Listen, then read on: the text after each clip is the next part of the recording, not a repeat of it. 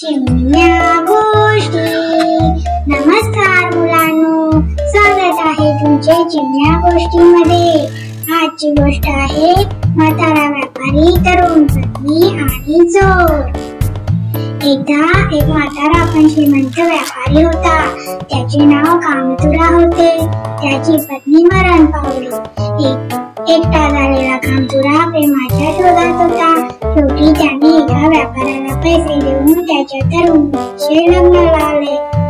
ती तरुण पत्नी खूपच दुःखी होती। तिला लग्न मान्य नव्हतं। ती आपल्या म्हाताऱ्या नवऱ्याकडे पाहतही नसे।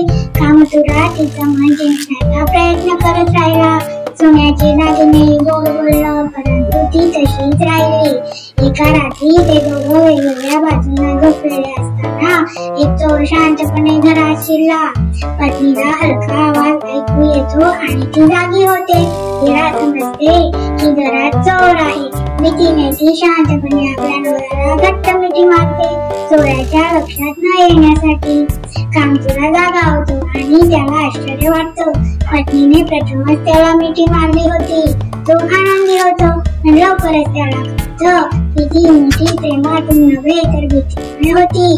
तो बघतो आणि त्याला चोर दिसतो आणि तो रडतो, अरे चोर मित्रा, धन्यवाद। माझी पत्नी कधी माझ्याजवळ आली नाही, पण तुझ्या भीतीने ती माझ्या मिठीत आली। मी खुश आहे, हे हवे ते घे। चोर घाबरून घरातून पळून जातो, पण कामचुरा आनंदी असतो, कारण क्षणभर का होईना त्याची पत्नी त्याच्या जवळ आली। मुलांनो, कधी कधी शत्रूही उपकारक ठरतो। जीवनात शिकवण मिळते अनेक रूपात। तर मुलांनो, कशी होती गोष्ट? मस्त होती ना? मग चला पटापट लाईक, शेअर आणि सबस्क्राईब करा। धन्यवाद।